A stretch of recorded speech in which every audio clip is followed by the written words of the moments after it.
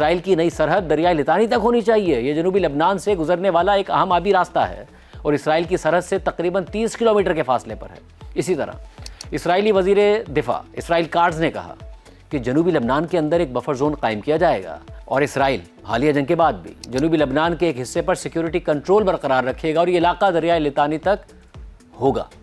اسرائیلی وزیر دفاع نے مزید کہا کہ اسرائیلی سرحد کے قریب تمام لبنانی گھروں کو تباہ کر دیا جائے گا۔ اس دوران خود اسرائیلی وزیر اعظم نیتن یاہو نے بھی اپنے ارادے اور حکمت عملی کا اظہار کر دیا اور کہا کہ میں نے اب اسرائیلی فورسز کو ہدایات دی ہیں کہ جنوبی لبنان میں موجودہ سیکیورٹی زون کو مزید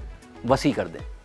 اسرائیلی حکومت کے بیانات اور اقدامات واضح کر رہے ہیں کہ دنیا کی مخالفت اور شدید تنقید کے باوجود اسرائیلی حکومت کا اصل ہدف حزب اللہ کے خاتمے کے ساتھ ساتھ لبنان کے جنوبی علاقے پر قبضہ جمانا ہے۔ اسی لیے وہ ایران میں سیز فائر کے لیے تو تیار ہوگی لیکن لبنان میں سیز فائر سے انکار کرتی رہی۔ ساتھ ہی لبنان میں اسرائیلی فورسز کو اپنے اہداف کے حصوں میں اپنے ہی اندازوں کے برعکس حزب اللہ کی شدید مزاحمت کا سامنا ہے۔ حزب اللہ جو کچھ عرصہ پہلے بے اثر ہو گئی تھی وہ حالیہ جنگ میں دوبارہ منظم نظر آ رہی ہے اور اسرائیل کے سرحدی علاقوں میں روزانہ درجنوں راکٹس داغ رہی ہے اور جانی اور مالی نقصان پہنچا رہی ہے۔ ساتھ ہی جنوبی لبنان میں اسرائیلی زمینی افواج اور حزب اللہ کے درمیان لڑائی جاری ہے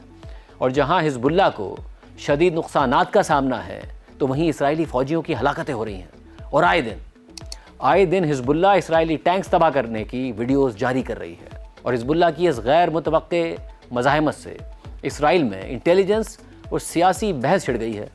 کیونکہ اسرائیل تو حزب اللہ کی پوری قیادت کو ختم کر چکا تھا، اسلحے کے ڈپوز تباہ کر چکا تھا، یہاں تک کہ لبنان میں حزب اللہ کی سیاسی پوزیشن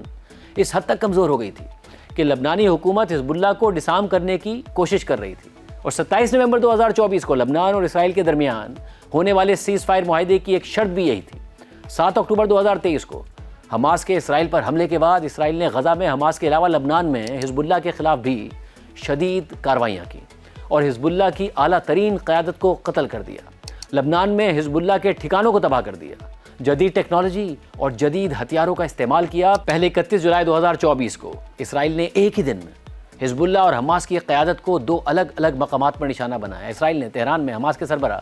اسماعیل ہنیہ کو شہید کر دیا اور اسی دوران لبنان کے دارالحکومت بیروت میں حزب اللہ کے ٹاپ کمانڈر فواد شکر کو فضائی حملے میں نشانہ بنا ڈالا۔ اس کے بعد روز کسی نہ کسی کمانڈر کو نشانہ بنایا جاتا یا لبنان میں تباہ کن حملہ کر دیا جاتا، مگر 17 ستمبر 2024 کو